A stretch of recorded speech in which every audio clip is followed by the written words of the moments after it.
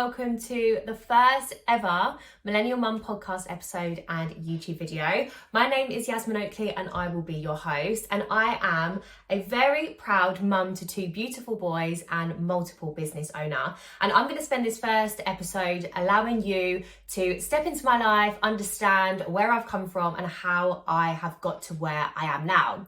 So I grew up with a single mum, strong, independent single mum, who I learned so much from in terms of hard work and discipline. She was studying for her accountancy qualifications as I was growing up, and we used to have all of her study notes in big A3 sheets of paper around the house. And it's actually funny because at the age of 6, I could recite high level accountancy theory. Obviously I didn't understand what it meant, but I could literally reel it off my tongue as if I was doing the exam. So growing up just with my mum, like I said, I learned a lot about hard work, a lot about discipline, and I also naturally believed that to be successful in life, you went to work in a suit, you climbed the corporate ladder, you worked Monday to Friday, 8 till 5, 8 till 6, whatever the kind of hours were that she worked.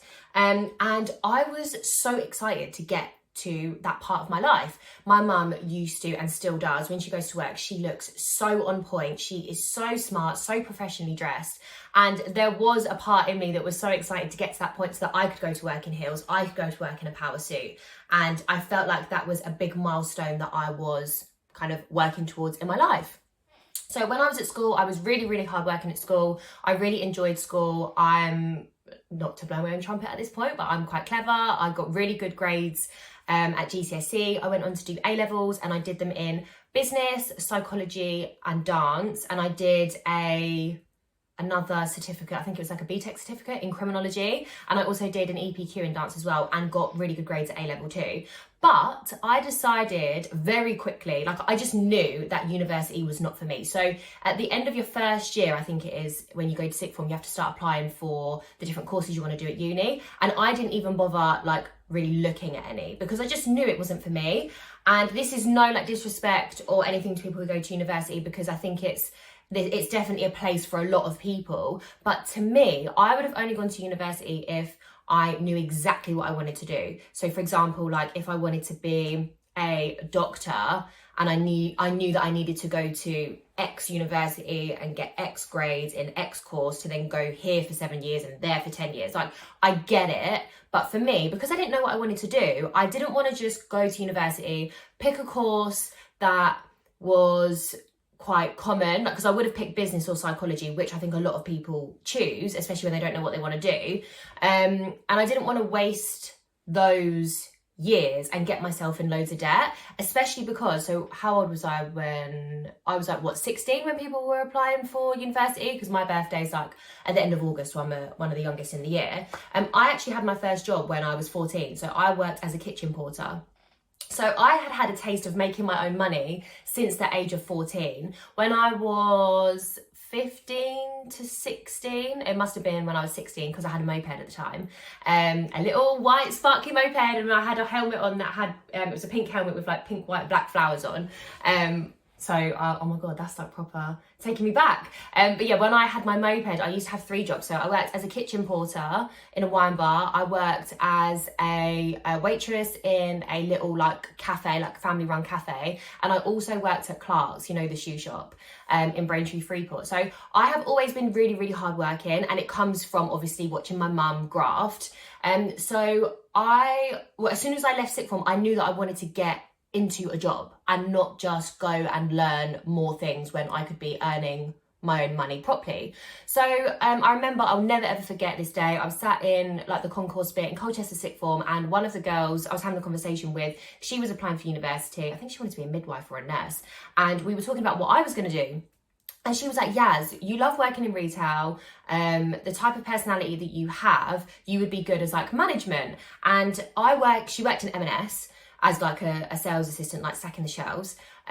She was like, oh, there's a management program that you can go on with M&S where you are on it for a year and a half, and you get the training and then you get given a management position.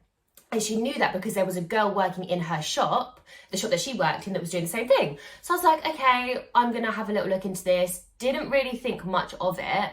and actually applied for it. And I also applied for the same thing in Harrods. Don't know what I was thinking though, because the commute from Colchester into London isn't bad in the scheme of things, but I am literally not a morning person, and I couldn't think of anything worse than waking up at the crack of dawn and getting on a train packed full of people at that time, and then having to get on the tubes and all that kind of stuff. So looking back, I don't know what I was thinking.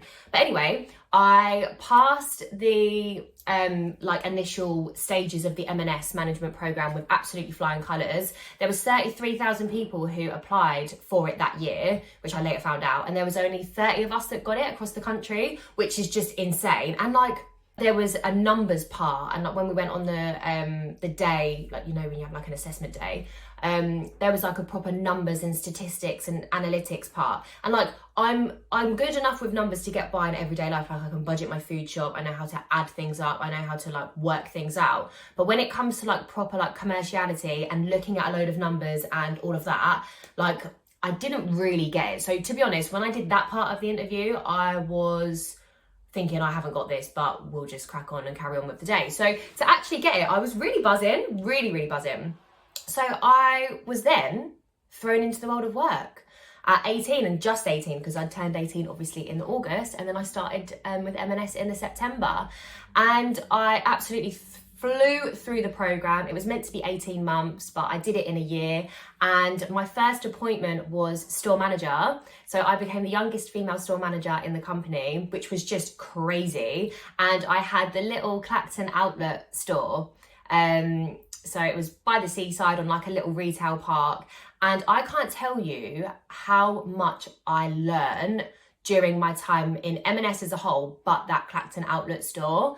I think being one of the youngest people in the shop, in all the shops I've worked in M&S, being one of the youngest people at 18, 19, 20, but being one of the in one of the management positions, it's really crucial that you understand how to communicate with people of all different ages and not command the respect, but get that level of respect with them, because a lot of people did look down their nose at me. A lot of people are thinking, what does she know? She's literally a kid. She's fresh out of school. What is she going to bring to the table? But actually, when I look back at my time in Clacton Outlet, that store, you get measured on so many different things, including obviously your sales, things to do with operations. And the other thing is customer service. So I can guarantee everyone watching this, everyone listening to this will have had at one time in their life when they've gone to a checkout in a shop, not M&S, just any shop, when the cashier says to you, if you fill out a survey at the bottom of this receipt, you could win 250 quid. Yeah, everyone has had that. Everyone knows what I'm talking about, yeah? Well, the shops, M&S, I don't know about any other company, but I can speak for M&S.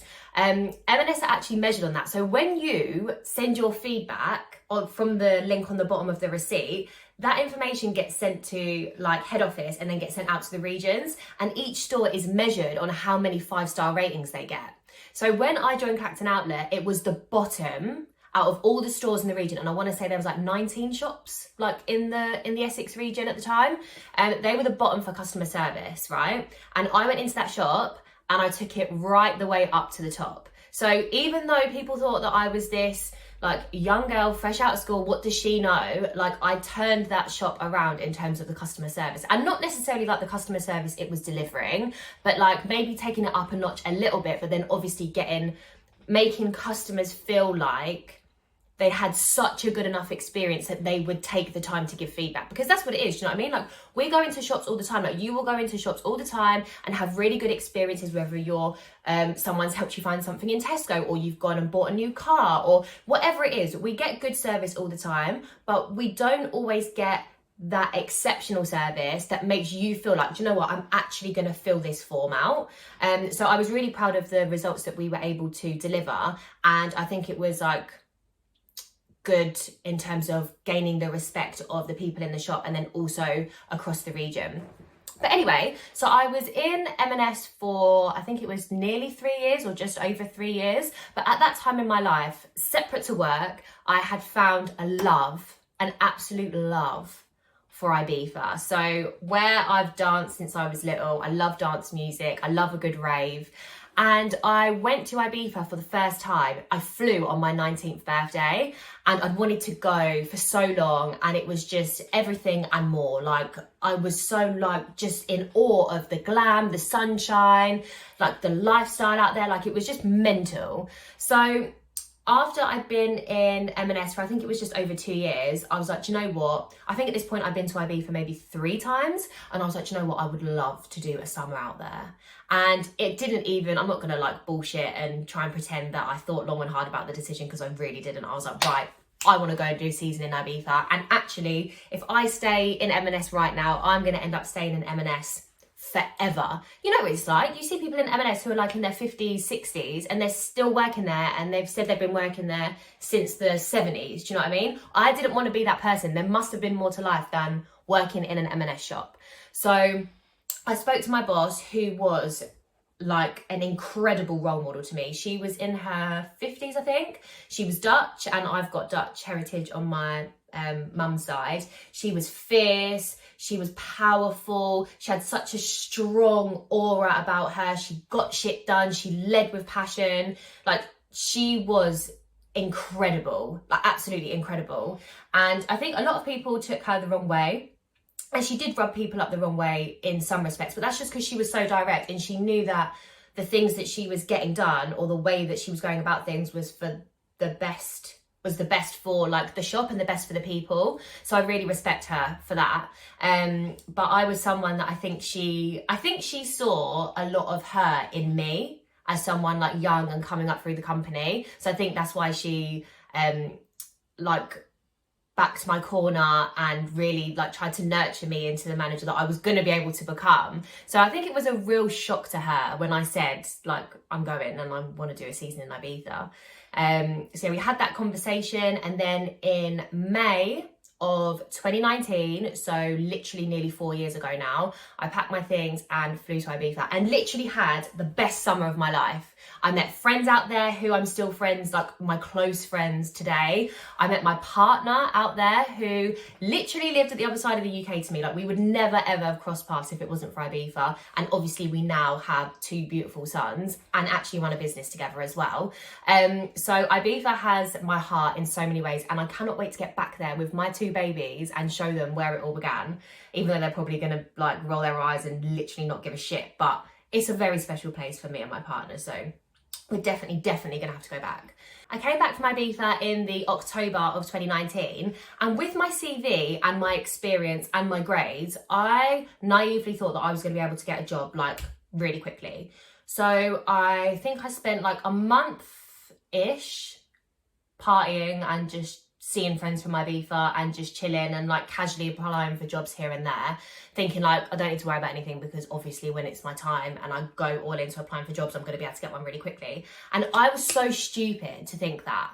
Like, it was a proper shock to my system that I actually ended up not having a job for 2 months.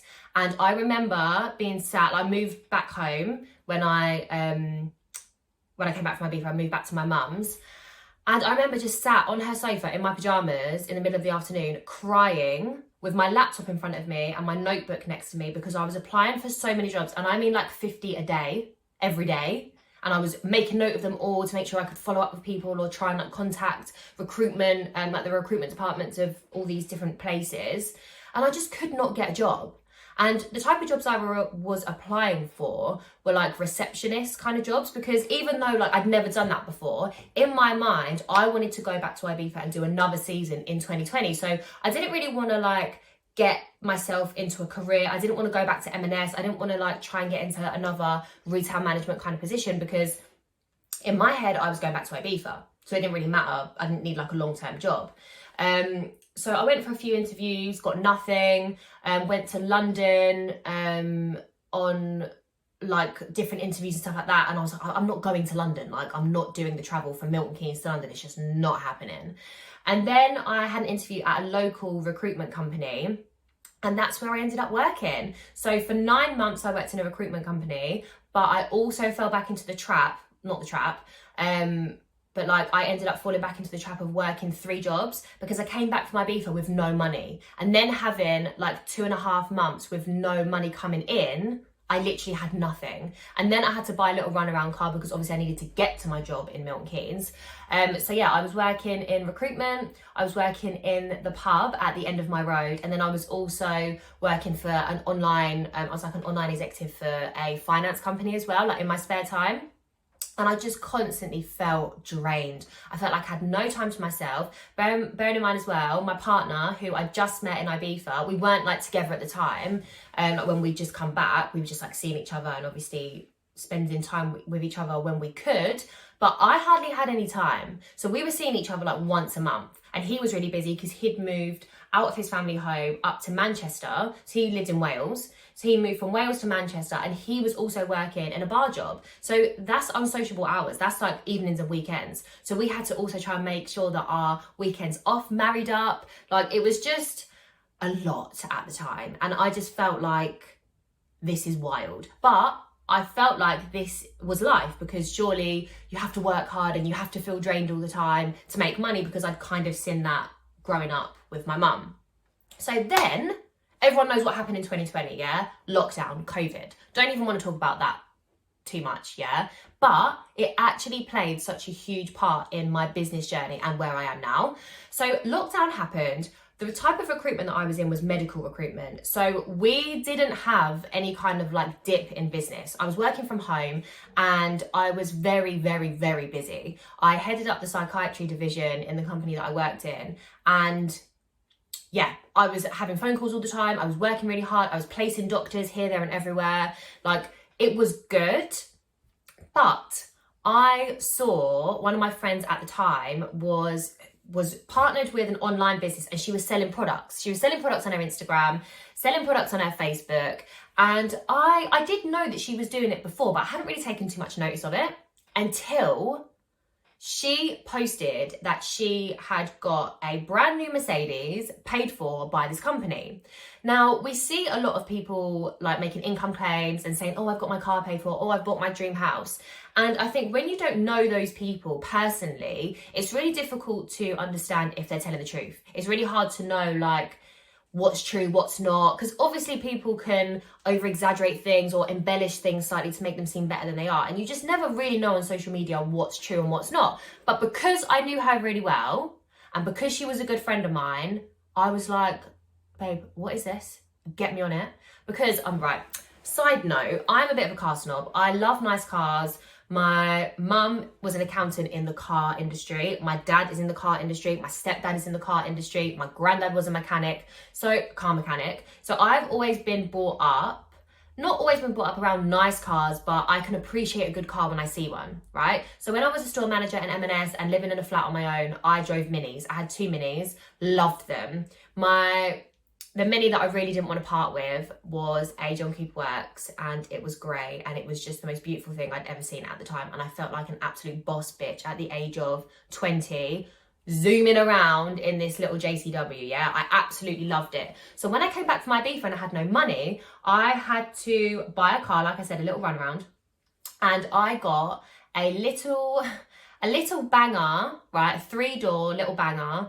It wasn't even that much of a banger, but it was compared to the things that I'd driven before. And it was orange, right? The only way that it can be described as was a pumpkin. And that's what all of my friends knew it as, and all of my family knew it as, the pumpkin. And I'm not joking, that little thing, even though it did do me so well, actually, I shouldn't even badmouth it, to be honest, because it did do me so well. I drove to and from Wales to see my partner in it at least 3 times. So it did like a 320-mile round trip at least 3 times. So it did do me very well, and I did feel very grateful because of the position that I was in. However, when I saw my friend get a brand new Mercedes from selling products online, products that were literally like 15, 20 quid, I was like, it is absolutely a no-brainer. I need to get on this opportunity, yeah? Also, side note, I was in shitloads of debt at the time, right? So I don't know whether it was before I started or just after I started, she had her first 5-figure month. She earned 10 grand, over 10 grand in 1 month, right? But materialistic Yaz from that point saw the car more than the opportunity to pay off the debt that I was in from coming back from Ibiza, because I ended up having to borrow money from my mum and my friends, right? And I was in a massive overdraft as well. So I joined this company that she was partnered with and saw the most insane success in such a short period of time. It was just a fucking madness, right? In my first month, I'm not even going to make income claims here, but I'm just going to try and give you a picture of the success that happened, yeah? In my first month, I paid off the debt that I was in. In the second month, I earned more than my 9-to-5 job. In the third month, I had my first qualification for the car payments that you can get. And in my fourth month, I left my job, got a brand new Mercedes, and also found out I was pregnant with our first baby, right? So that fourth month, August of 2020, was just a fucking madness. Like, it was just crazy. If you'd have told me at the end of August when I'd done all those things, if you'd told me at the start that I'd be there, I would have been like, no, you're joking. I don't even understand how I'm gonna pay for fuel in my car next week. And like, the level of debt that I was in, yeah, my pumpkin, one day I was driving home from my recruitment job. This is before I started, obviously, because it was before lockdown. And I drove home and my car literally ran out of fuel on a roundabout because I couldn't afford to put petrol in my car, right? So I had just come off a roundabout and just managed to get into a bus stop. And police, luckily, it's just divine timing, right? Police were actually coming round the roundabout at the same time, so they pulled over and helped me. But yeah, like, that's the situation that I was in at that point, right? Thinking, how the hell am I even gonna like put money in the car now? Yeah. And I was actually quite annoyed because the police didn't give me a lift home or help me in any way, shape or form. But anyway, so yeah, so end of August, all that happens. Then in October of that month, I had my first 5-figure month. So I earn like over 10 grand in 1 month. And then in the November, I became the youngest and fastest in the world to hit a certain leader level in the company that I was partnered with. And it was just worlds away to where I was the year before. Do you know what I mean? Like, that literally the year before, I just got back from Ibiza and couldn't even get a job and was thinking, how the fuck am I even gonna like live at this point? Like, obviously I live back at home, but that was a big strain, I think, on my parents, having an adult back in the house, considering I hadn't lived with her since I was 13, because I moved to live with my dad. So it was all just a bloody madness, to be honest. And I felt so proud in that moment that I was earning the money that I was earning in the situation that I was in, because I was carrying my first baby. Like, the freedom that working for yourself gives you, I don't think you really can appreciate it, or I didn't really appreciate it until I knew I was having a baby and realised, actually, I can feel as shit as I want and not have to get up and call a boss and tell them that I can't come in today because I'm pregnant. But also the thought of, like, in the future at that point, when I would need to naturally return to work after maternity leave, I wouldn't even need to do that because of the business that I was building.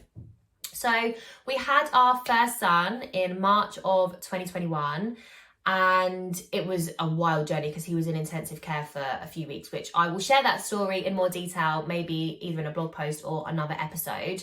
And the business just supported everything that we needed in that moment. I was earning way more in the weeks that I was sat in intensive care not working. I was earning like triple the amount that I would have been if I was in my old 9-to-5, which is just wild. But yeah, so we came out of hospital, everything was absolutely fine, and he is 2 now, which is just crazy. Like, he is amazing and he has absolutely no issues, and I'm so, so grateful for the team at the Children's Hospital in Oxford for literally saving his life, basically. So yeah, carried on working, partnering with that company. I'm still partnered with them now. I have been to Dubai with them on a success trip that I earned for me and my partner. We got all expenses paid trip to Dubai and flights, which was incredible. I was also asked by the CEO to speak on stage to over 1,000 people at the conference in 2021, which was just such a huge milestone in my business journey at that point. And it also opened me up to making friends as a new mum, right? So in network marketing and having to be kind of very present on your social media, I have grown such an amazing community of mums on my platforms, which is kind of how I've come to do this Millennial Mum and be talking on this podcast and stuff like that. And it has really pushed me out of my comfort zone to speak to people, reach out to people, and make friends with people who I never would have been friends with before. Like on my social media before having babies, and even like before Instagram, I used to literally post maybe once every couple of weeks when I'd been on a night out, a nice like posed picture. You couldn't really see my personality. It was just very like posy. And now I share so much of my life that I want you guys to see. Obviously there's things that I don't share as well. But in turn, that attracts so many similar people to me that I have been able to then make friends. Like, for example, now me and Sam, my partner, have actually moved to Wales. So we lived in Milton Keynes, but then for when we were having our second baby, we moved to Wales. Coming here, I actually know people and knew people before I lived here because of my business. If I didn't have that business and I still worked in recruitment, I wouldn't know anyone moving to Wales. Like, it's just crazy how everything works. So when my son was 1, which was in March of last year, I decided to start a dropshipping business called Millennial Mum. So some of you may not know that Millennial Mum started as a dropshipping business and a blog, but I had to very quickly stop that business after a couple of months, or I didn't have to, but I decided to, because I fell pregnant with our second baby. So I fell pregnant with our second son in the May, and he's literally, as at the point that I'm recording this now, he is 2 months old. So the time just goes so bloody quickly, doesn't it? But yeah, so I had to step away from Millennial Mum, and it didn't, at the time, I can reflect now and look back at that time, it didn't really align with who I was. I knew I wanted to create something for mums, but I didn't really know what. And at the time, dropshipping was, and still is, like a really, really good kind of business model to be in. So I kind of jumped on that and just went with it. But really, it wasn't adding the value or serving mums in the way that I wanted it to, or the way that I knew that I could. So it's quite good actually that I stopped and have come back to it, because the new like rebirth of Millennial Mum is going to be so much better, or it is already so much better. And I already feel like this is really aligned with who I want to be and what I want to be doing. So yeah, we had the amazing news that we were having another baby, and it was at that point that we decided we wanted to move to Wales to be close to Sam's family. So we moved in the September of 2022. And yeah, so we've been here for just over 6 months now, and it is really nice. It feels like the arse end of nowhere, I'm not gonna lie, and it feels like it takes so much time to get anywhere else in the UK, which is true, but I do really like living here, and the neighbourhood we live in, the house we live in, the area, like, it's so nice. And being so close to Sam's family, it's also really nice too. So when we moved here, well, actually, when we found out we were having another baby, I was so adamant and said to Sam, I refuse to do 2 under 2 at home on my own, right? I don't want to fall into that trap of being a stay-at-home mum that just, I say just very loosely, that just does the kids, the housework and all that kind of stuff. Like, I have such a fire in me to be a businesswoman, to have something for myself. Remember, throwing it back to when I was a kid and I watched my mum be a strong, independent woman and be very successful in the motor trade, which is predominantly a male-dominated industry. Like, she absolutely smashed her job, right? Like, I can't then, everything that I've felt empowered to be, I can't then just sit back and like let that go just because I'm about to have kids. So we spoke quite a lot and decided that we wanted to get into property. So when we moved to Wales in September of last year, we also started a property business as well. And at the time that I'm recording this, Sam has actually just left his job in the motor trade to do property full time. So we have a property business together that I'll probably talk about on another podcast episode. So all in all, as I sit here talking on this podcast episode right now and this YouTube video, I have Millennial Mum, which is now obviously like a coaching and mindset business. Business and mindset coaching business, property business with my partner, and also my network marketing business that I've been in for 3 years this year, which is crazy. So I'm very, very busy, especially around 2 young kids. But I have learned, and I'm still learning, not to put too much pressure on myself. And it's that adjustment and that big shift in my life from being a businesswoman and having my very successful business to plunging myself into mum life. It's that adjustment that has led me to create Millennial Mum into what it is now. Yeah, because that adjustment was huge for me. And even now, like I said, I'm still learning how to balance mum life, business life, get my mindset in the right place, understand how I can manage my time.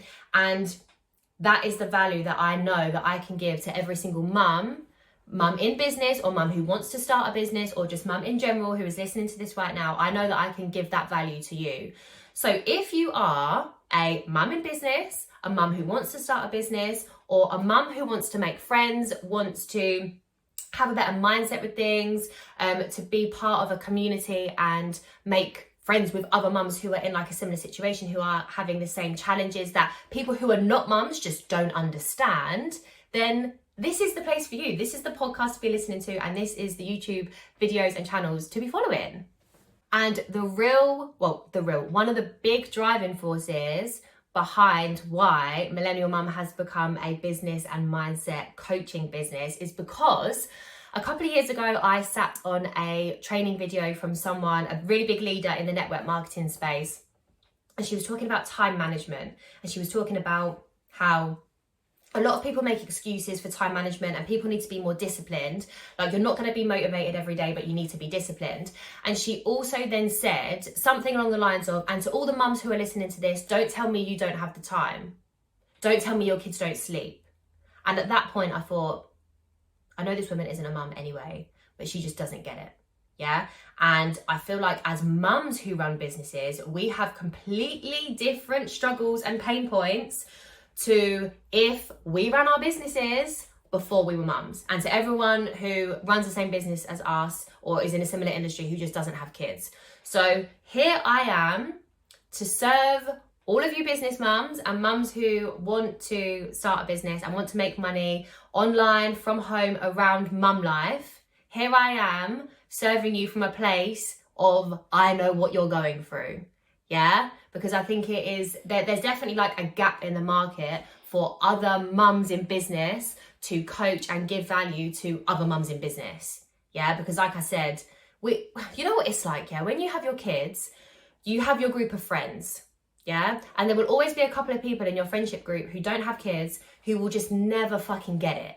They will just never understand. They won't understand why you don't answer your messages. They don't understand why you're late to things. They don't understand why you don't want to come out and party anymore. Like, they just don't really get it, yeah? But it's the same translated into business. So I am here to advocate, support, champion, celebrate, and coach all of the mums who feel like they need that support from another mum who runs successful businesses.